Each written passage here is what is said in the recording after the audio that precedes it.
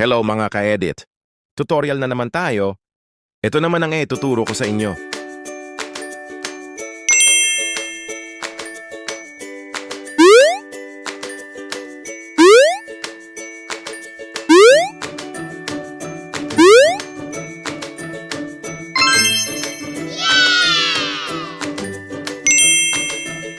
Okay mga ka-edit, simulan na natin. Ito yung first clip.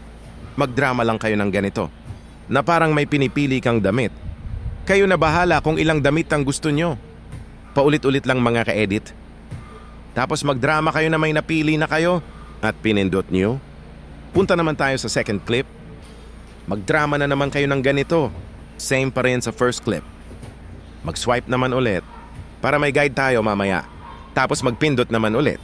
Magdrama lang na napunta na sa inyo ang damit. Tapos dito magpicture lang kayo ng damit.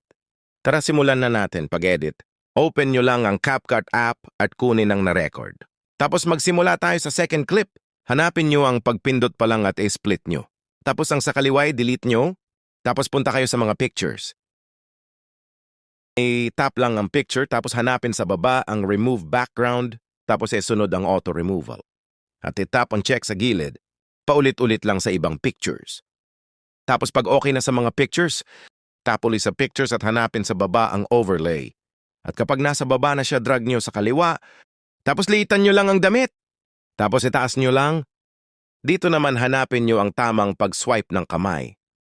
May guide kayo sa baba yung puting linya. Adjust lang mga ka-edit hanggang makuha nyo. Kapag nakuha nyo na, drag nyo ang damit sa kaliwa. Tapos gamitan natin ng keyframe at sundan nyo lang ang mga arrow at sign.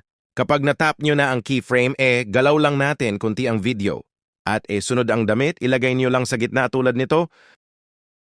Tapos punta naman tayo sa ibang picture. Same pa rin, tap ang picture at i-overlay. Tapos drag nyo sa kaliwa. Basta sundan nyo lang mga ka-edit, adjust lang. Tapos itong pangalawang damit, litan naman natin ulit at i-drag sa taas. Tapos pantay nyo lang sa unang damit. Kapag napantay na, i-drag nyo sa kanan. Tapos punta naman sa baba yung sa unang picture. At punta sa kilid ng picture at tap nyo uli ang keyframe. Galaw nyo lang konti. Tapos punta sa damit at drag nyo sa kaliwa. Tapos pwede nyo try kung okay na ba. Ayon kuhang-kuha ng mga ka-edit.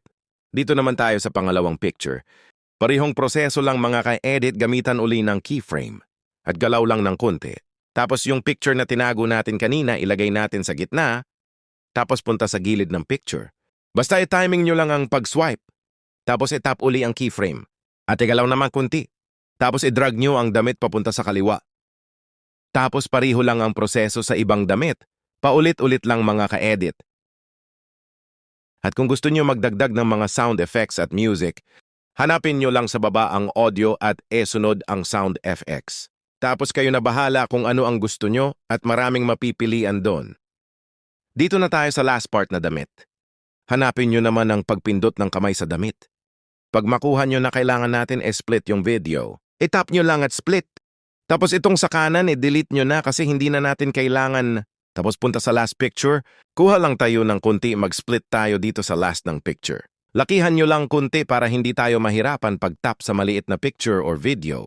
Tapos nagkuha naman ako sa video kunti, tapos itap ang effects. Sunod ang video effect, tapos sunod naman ang shake.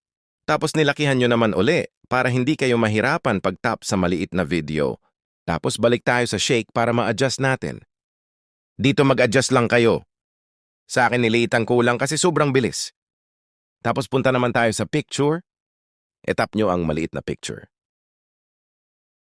Tapos hanapin na naman ang effects. Tapos sunod ang video effects. Tap nyo lang ang zoom lens. Tapos mag-try lang tayo kung okay na siya. Yan, kuha na. Pwede na natin i-export. Ito na ang result mga ka-edit.